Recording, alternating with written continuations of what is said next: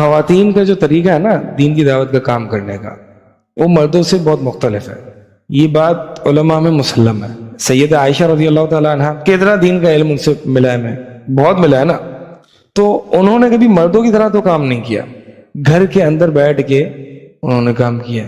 تو اہل علم سے اگر آپ پوچھیں گے تو وہ اس چیز کی بڑی مخالفت کریں گے کہ ایک خاتون جو ہے وہ مردوں کی طرح گھومے پھرے اور دین کی دعوت کا کام کرے.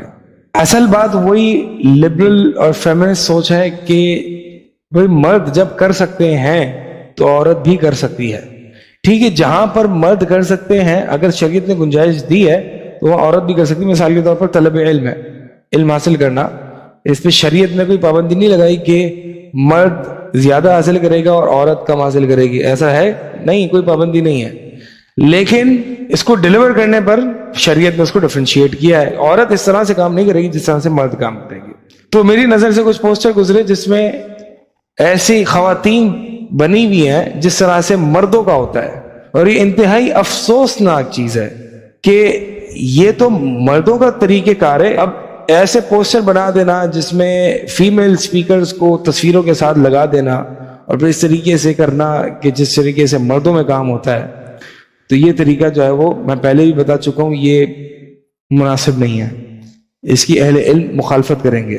اب مثال کے طور پر مجھے بتائیے کلاسیکل اسکالرشپ میں مردوں نے علم کو ڈیلیور کیسے کیا ہے؟ ممبروں پہ بیٹھ کے، مسجدوں میں بیٹھ کے، حلقات میں. ٹھیک ہے، کہیں نہیں ملتا کہ عورتوں نے اپنی پرائیویٹ سپیس میں ہی ممبر بنایا ہو اور عورتوں کو جمع کر لیا ہو اور ان کو جو ہے وہ اس طرح سے کیا ہو. عورت کرے اپنے ذاتی پیرائے میں، لیکن اس کو اس طریقے سے جو ہے پروپیگیٹ کرنا جو ہے وہ مناسب نہیں ہے.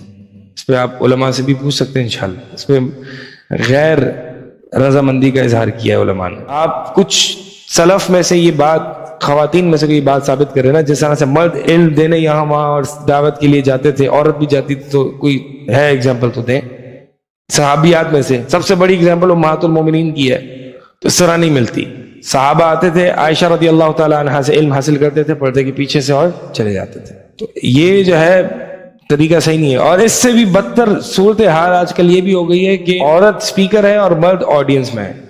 یہ اس سے بدتر ہے. عورتوں کا پوسٹرز پہ تصویروں لانے کا مقصد کیا ہے؟ میں ہمیشہ یہ کہتا ہوں کہ عورتوں نے پردے میں اپنے آپ کو چھپانا ہے، عورتوں نے پردے میں اپنے آپ کو دکھانا نہیں ہے. پردے کا حکم کس لیے آیا تھا؟ حجاب کا، چھپانے کے لیے نا اپنے آپ کو. پردے میں اپنے آپ کو دکھانے کے لیے تو نہیں آیا تھا.